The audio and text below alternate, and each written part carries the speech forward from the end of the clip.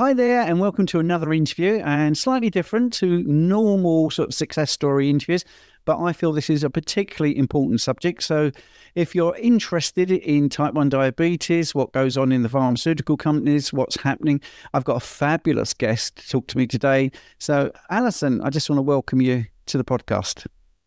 Thank you, Stephen. I'm excited to be here. Glad to be talking about this. Thank you. It is interesting what we're going to talk about, and maybe it will shock some people. I really don't know. It all starts really with the fact that your daughter has type 1 diabetes. So just want to tell us a little bit how long she's had type 1. Sure. So my daughter's 15. She's in 9th grade. She was diagnosed about 2.5 years ago on November 21st of 2021. It came out of the blue. We were very surprised. It was Thanksgiving weekend. We were eating at a restaurant. She was drinking a lot of water. Of course, as we look back, there were some signs leading up to it, but it was actually her 18-year-old sister who came up to me and said, "Mom, she's showing signs of type 1 diabetes." This daughter had a close friend with type 1, and we were in the hospital the next day, spent the next 3 days in the hospital, and that's kind of started our journey here. That's really interesting. Just for those that might be sitting there thinking, wow, I've got daughters at this age. What did the 18-year-old spot? What was the things that she spotted that were signs? So we were eating at a restaurant, and every time the attendant passed, they would refill her water, and we were just amazed. And then we went to a movie, and she had to leave several times to use the bathroom. And as we looked back, she had mentioned to me at time coming up to that she would take a water bottle to school and she would finish it within an hour or two, and she would start to ask, could she share her friends' water bottles? And I look back, and even the previous about 5 months, she had lost about 20 pounds. We thought, that age, 13, you expect them to kind of grow and stretch out. But in hindsight, there were signs. Absolutely. Now, I want to just nail this. I know we just spoke before we came on. You don't want to talk about this too much, but people will say she lost 20 pounds at age 13. Was she still eating? Because this is something I think people don't understand. Absolutely. She was eating and drinking a ton. So that's why I was a little confused. And then the one other sign we noticed, she's a tennis player, and she had been complaining of cramping in her legs, like Charlie horses, that she had never had before. But the months leading up to that, she had been complaining about that also. But yes, absolutely. She'd been eating a lot, drinking a lot. Yeah. And this is one thing I say when people talk about calories. I also say, well, a type 1 diabetic can eat tons and tons of calories, but will not put on weight and actually can lose quite a devastating amount of weight. There's not calories because it's all about the insulin. So that's why you're on, actually, to talk about insulin. I think we're going to assume that everybody knows what insulin does. I mean, I will do a 30-second thing about the fact it gets energy into the cell. And if you're type 1, you don't produce enough insulin. So you have a particular thing you want to talk about. Let's talk about that. So when you have type 1 diabetes, you either use an insulin pump or you use a regimen of multiple daily injections. If you use an insulin pump, you just use fast-acting insulin. And if you decide to use multiple daily injections, you use a basal insulin that runs in the background and this fast-acting insulin. And I'm only talking about the basal insulin today. She has used a certain type of insulin, and I show the types right here. There's these 3 different types. Levemir is the type of insulin that she uses, or it's called detemir. Levemir is the brand name, detemir is the generic name, but there isn't a generic name available of this. Novo Nordisk is the only one that makes this insulin. And it's different than the other 2. My daughter originally used one of the glargine insulins and then switched to a different one, and I'll explain a little bit more about the names, but we just found that this type of insulin was perfect for her. She did want to try an insulin pump, and I've got an example of what that looks like right here. She used one for 3 months, and we kind of dialed in things a few months after her diagnosis and figured out with some lifestyle changes and dietary changes and this insulin, we really got things figured out quite well. She's got good blood glucose control. So when we used the pump, we were able to get comparable good control during the week. But we found on the weekends, she's a tennis player and she likes to play in tennis tournaments, that it would be very difficult for us. A tennis tournament day can include 2 to 4 matches in various weather, and you never know how tough the match is going to be. And her blood glucose would go extra high, and we'd have to remove the pump and inject insulin anyway. So our lives are just simpler on a regimen of multiple daily doses using this basal insulin and fast-acting insulin. Cool. So what is the difference then between the Levemir and other options? What is the biggest difference? The number one difference is this type of insulin lasts about 14 hours. It depends on the dose. It depends on the person. But it's about 14 hours. The glargine insulins, I have these all bunched together because there are many available. There are biosimilars, which are basically generics. And then the third type is Tresiba, which is also produced by Novo Nordisk. And so I've got these 3 insulins. This one, Levemir, that I'm talking about, lasts about 14 hours. The glargine insulins last about 24 hours. And Tresiba, or degludec, lasts about 42 hours. Novo Nordisk is the only company that makes 2 of the 3 basal insulins. So the biggest difference is that Levemir lasts a shorter amount of time, and I'll tell you why that's great. Some people would think, why wouldn't you want to take a shot and have it last longer? And that's our main point. When someone has rapidly or fluctuating basal insulin needs, so hormones are one driver of insulin need. So a woman with a menstrual cycle, as you know, has hormones that fluctuate. And teen boys and girls both have hormones that fluctuate. And as do pregnant women and athletes, their basal insulin needs fluctuate also. So the reason this is so great, my daughter can take a shot of this insulin and we can see within a few hours if it's right. And if she's running a little low, we can back off for the next dose. And if she's running a little high, we can increase it. That's part of the reason we get such great blood glucose control with her. We're always just kind of constantly noticing and adjusting, and it's perfect for that. The Tresiba or degludec, if you make a change in this, you often don't see that change for several days. And that's just, we would be left with needing to take sugar every few hours or needing a shot of fast acting every few hours to keep that good blood glucose level. We like keeping it in a great range. It enables my daughter to be an athlete. She's had very little disruption to nearly daily tennis practices or matches. And we just have things dialed in, and this insulin is perfect. So that's the first difference. And then I'm going to get into a couple of other differences, if that's okay. Please do. Okay, the glargine insulins come by a lot of different names. So there's Lantus is one a lot of people have heard of. And there's also Tuheo is a U300. It's an extra strength. There's Semglee and Resvoglar and Basaglar, and there are more of these being developed right now. A lot of people do great on these. I'm not trying to put down any method of diabetes management. A lot of people love their insulin pumps. A lot of people do fabulous on Lantus or Semglee, and I don't want to take anything away from that, but I do need to bring up some of the differences. These insulins are in an acidic solution with a pH of 4. The other 2 have a pH of 7.4.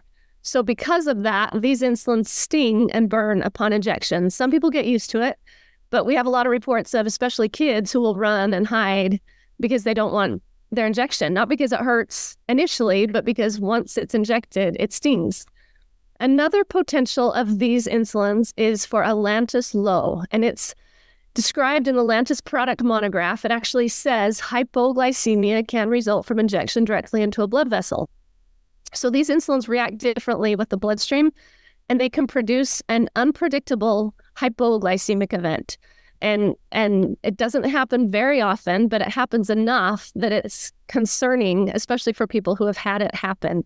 So that's another drawback. One more drawback of these insulins, they have been shown to produce more weight gain than Levemir or detemir. And this, we weren't even talking about this. We've started talking about this in November. We weren't talking about the weight gain piece until some physicians have started seeing it in their practice.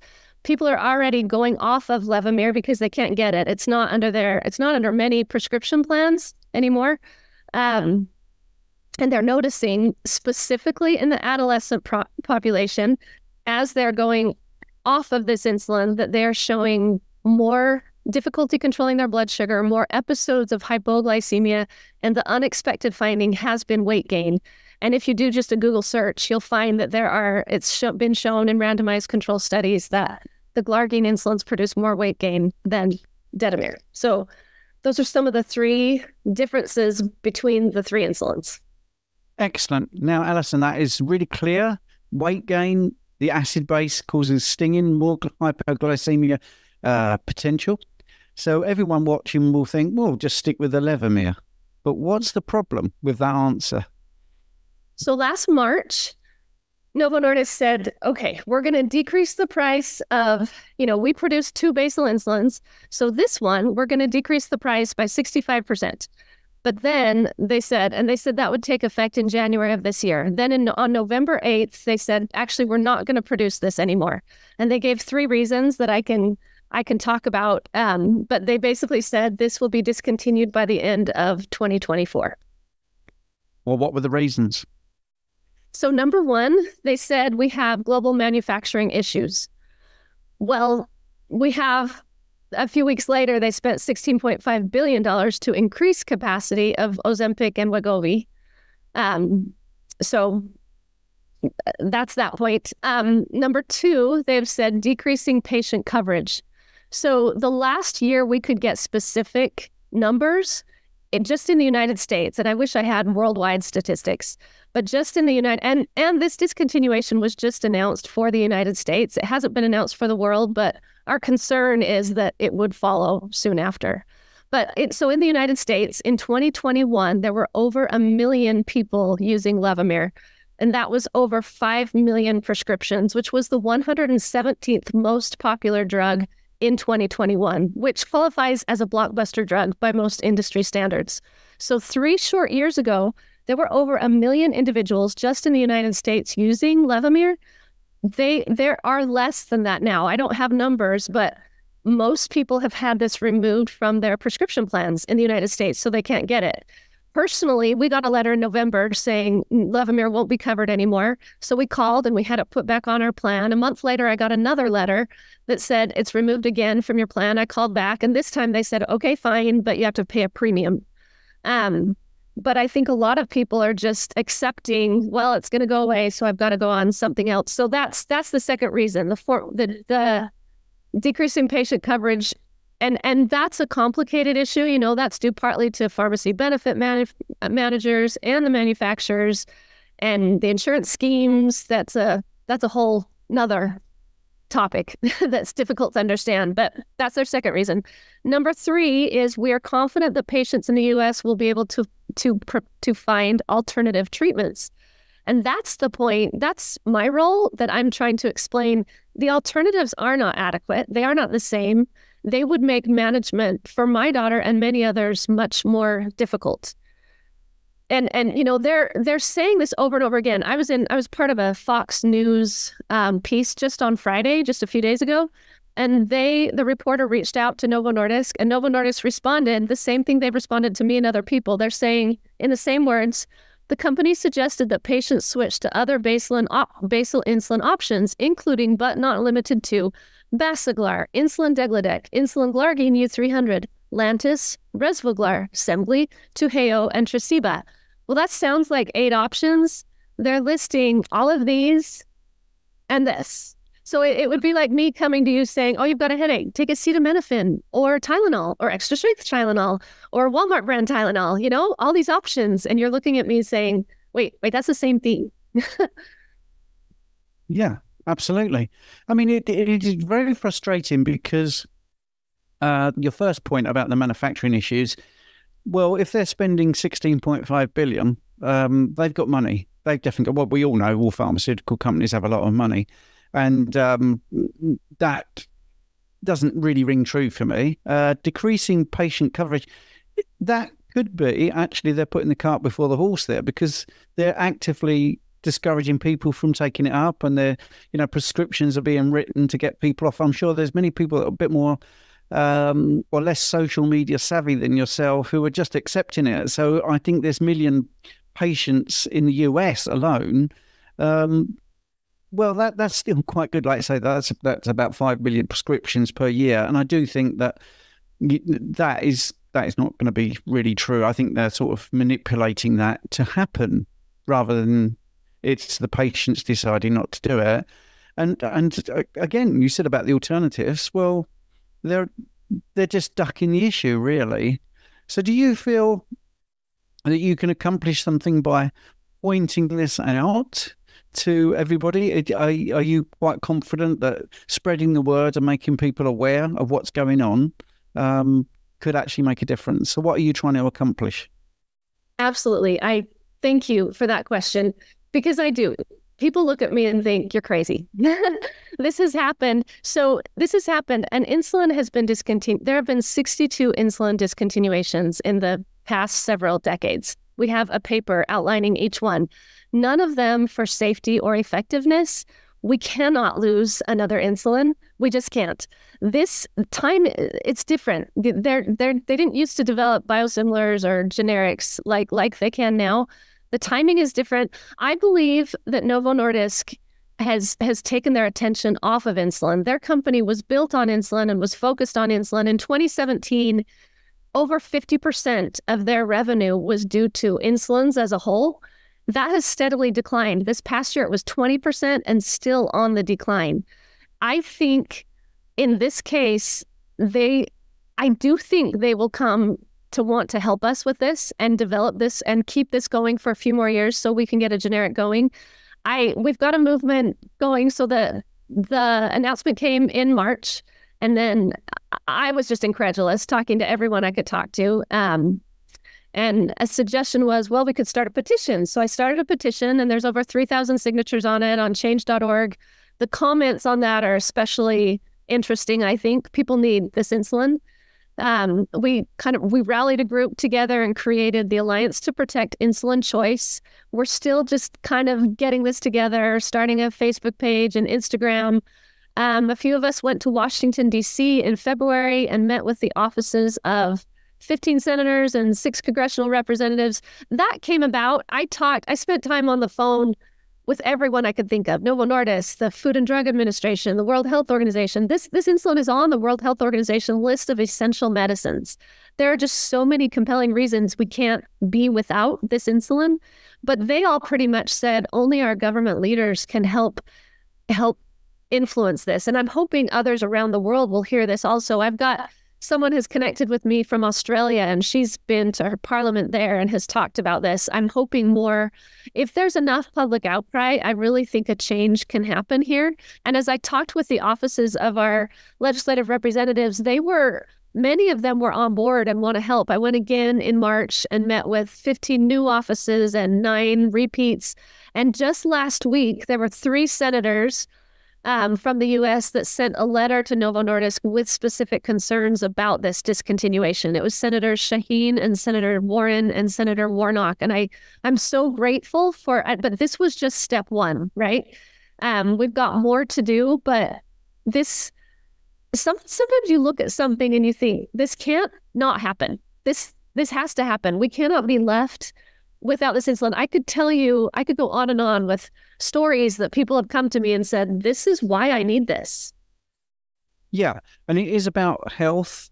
And I love the fact that you're not being derogatory about everybody. You're just being rational and saying it's really important. I noticed you sort of referenced the FDA, and yes, the World Health Organization does have it on its list of essential medications. But I do think it's a bit of a cop-out when they say only the government can help, because I think we've learned in the last 4 years, especially, that WHO has a lot of clout, actually, and can get governments to do stuff. So I don't really go for that, to be honest. I think they could lean on the governments and get them to do something. You mentioned the petition, which I'll put a link in. If you could kindly sort of supply that, I'll put that in the description, because obviously 3,000 signatures is good, but we do want to get more. So you have the Alliance to Protect Insulin Choice. You said you got a Facebook page. And again, every link that you can give me, I will put in the description. Is there anything that the listeners or viewers, depending on whether they're on the audio podcast or the YouTube, is there anything they can do to help? Yes. So, number one, reach out to your representatives. If you live in the United States, everyone has 2 senators and 1 congressional representative, and it's just a matter of Googling them and a comment form will come up. Some people say, does it really make a difference? But I can say, as I visited with their offices, they said to me, this sounds important, but we need to hear from our constituents, and so it really matters. I wanted these 3 senators that got the thanks last week to hear from their constituents. And so I reached out, and I can't reach out to everyone. A lot of people aren't even on social media, but I actually have a niece that lives in Georgia. And I said, hey, can you, because you're a constituent of Senator Warnock, can you send a message and say thank you because a loved one or a cousin of mine needs this? And she reached out. And she said, yes, and I will reach out to my in-laws and my coworkers and my friends, and I will have them send a letter of thanks. And that meant so much to me because these senators are busy. They've got so much on their plate. And if they're hearing from people that are voting for them, it makes a difference. And around the world, it doesn't need to be just in the U.S. We need outcry from everywhere. So that's number one, if you could help with that. Number 2, connect with us. And we'll have links there. Our email is insulinchoice@gmail.com. We've got a Facebook page. Connect with us if you have any suggestions or if there are any certain ways you'd like to help. Also, signing the petition, and you can comment. That would be great. And, you could even, if you'd like, reach out to Novo Nordisk on your platform of choice. And just, I'm not expecting people to attack them, but maybe if they get a lot of feedback that says, hey, we've got loved ones, or I'm concerned about this situation, that will help. Yeah, I'm gonna really emphasize that. It's not worth attacking them because that'll just go straight into the trash and won't be listened to. But if you've got reason to do this and you can do some logical arguments, then that's going to work. You see, I've got this from, when I put videos out, I get comments, the stupid ones that just sort of say, oh, what a load of BS, with no facts, nothing to back it up, or attack me personally because I'm talking about low carb or whatever.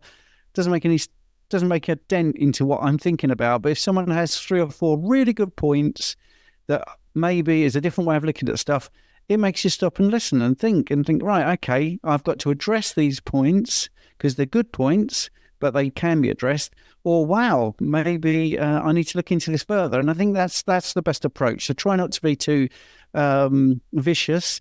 I don't think there's any love of pharmaceutical companies. And I think, I think people know that I'm not a big fan of them.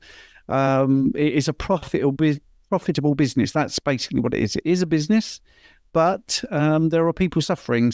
And they are still going to be making money out of this. So if you can change their mind, sadly, one of the things I think would work is trying to make them look like good guys, and actually doing something and pretending it is just for health and it's not just about profits. But I do think, there's literally millions of people out there that are going to be suffering if this goes, and it's going to make a big hole in their life. So is there anything else? Have I covered everything, or do you want to bring up any other points? Yeah, just a few more things. So I do think there's this idea, some physicians aren't even aware of how great Levemir is, how easily adjustable, how, it's the only one that can be diluted for infants and children. I just had a pilot reach out to me over the weekend that gave me a little video of how he needs it. He's a pilot, and this is perfect for him. I've had people from different walks of life. We also, if you're interested in hearing, we have a YouTube video with 10 parents and 8 adults saying why specifically this one is so necessary. Honestly, I even wonder if Novo Nordisk doesn't realize how great this insulin is. So it's been on patent. But they just said in a private letter to me and to some of the senators' offices I visited on March 22nd, they said, we will not assert a patent against a manufacturer, a biosimilar manufacturer. And I think there's been some question, well, why hasn't someone developed this already? They couldn't because it was on patent.